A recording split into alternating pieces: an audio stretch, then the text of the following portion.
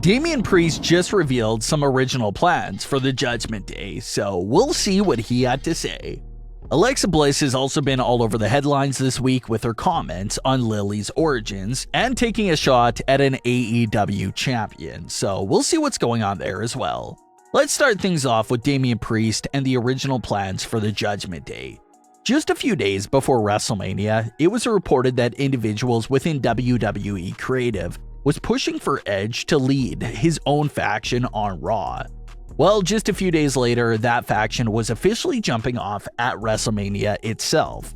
Damian Priest assisted Edge in his win over AJ Styles and pledged himself to Edge immediately after that match. And from there on, things got rolling. Edge came out to the ring and explained their mission and the type of members they were looking for. Well now, according to Damian Priest, there were a handful of original ideas and names for the group that didn't make the final cut. Damian Priest recently spoke with TV Insider and revealed some of the earlier ideas for the group. He had this to say, quote, "We had a few ideas. Edge refers to many of them in his promos because we all like the names. The Judgment Day seemed like what we were doing, which is judging. Grand Jury was one of them, the Saints of Fate, but ultimately, the Judgment Day felt right. It also used to be a pay-per-view, so it's a throwback as well. We liked it a lot. I'm glad it worked out." End quote.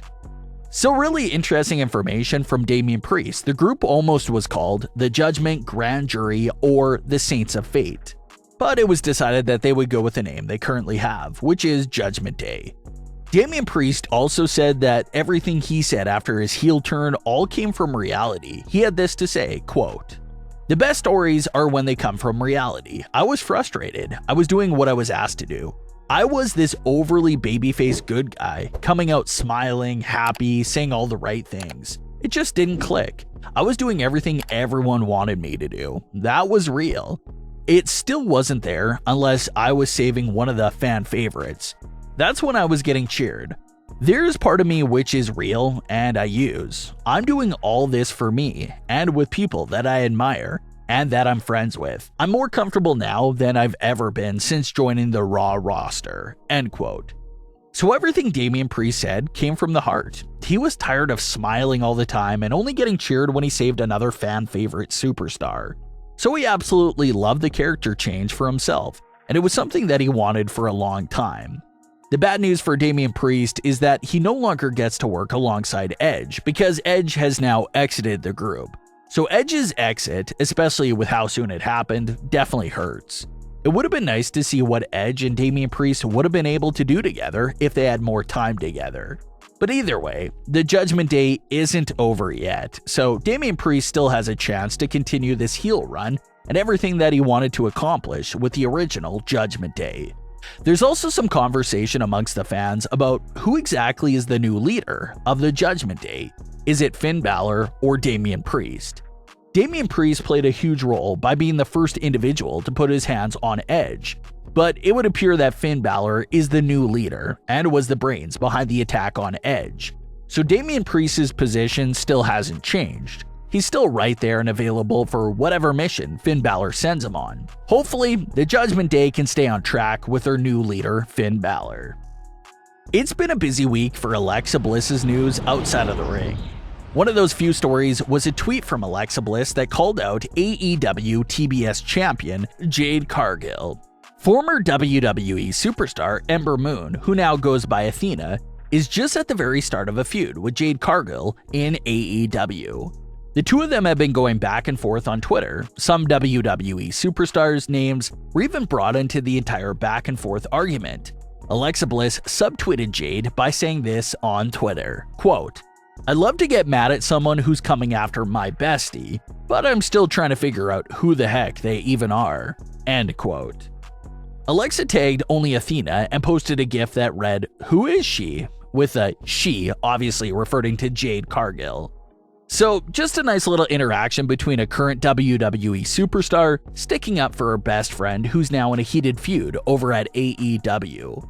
That wasn't the only big Alexa story of the week. She also spoke with WWE Deutschland and revealed everything going on about Lilly was her own idea, and how Jason Baker, who worked closely with Bray Wyatt for all the Firefly Funhouse props, was also the same individual behind the doll. Alexa had this to say, quote, "I had texted Jason and I was saying, I really want a doll to interact with. And he was like, a doll? I said, yeah, I want a doll. And I was like, I want it to look like someone scribbled her, like a child scribbled her on a piece of paper. She just popped off the page. I was like, button eyes, 3D teeth, wanted to kind of look like me, but scary.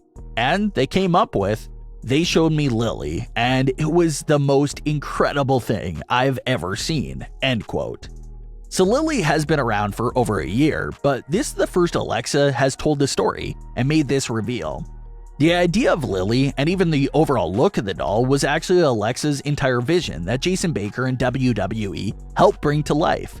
Speaking of Lilly, what's the latest on Lilly from a character point of view? Well, not much has changed at all since we last talked about Lilly. Lilly was a very impactful character to Alexa's story in 2021. It was hard to ignore Lilly's presence because this doll was so involved in everything Alexa did. But 2022 Lilly is the complete opposite. Now it's easy to forget that Lilly is there because the doll is an empty shell of what it used to be.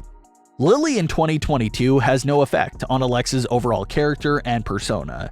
She's pretty much just a prop and merchandise advertisement in current-day WWE.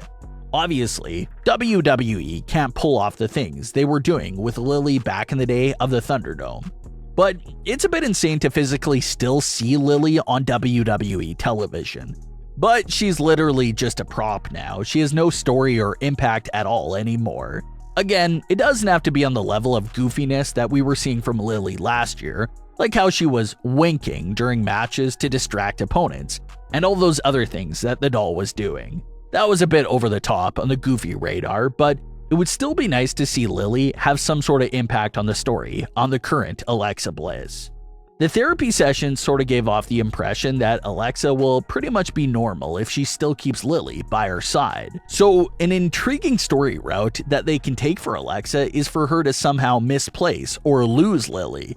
Maybe someone steals it from Alexa, takes it from her just to mess with Alexa. Then it'll be interesting to see how that would impact Alexa's persona. Does she just get over it pretty fast, or will she start heading down another path of insanity until she gets Lilly back in her possession again? So yeah, not asking for over-the-top supernatural Lilly to come back, but it would be nice to see Lilly somehow get involved with Alexa's story once again. But what are your thoughts on today's stories? Leave your comments below. Don't forget to subscribe with all notifications on, and leave a like if you enjoyed. Thanks for watching, guys.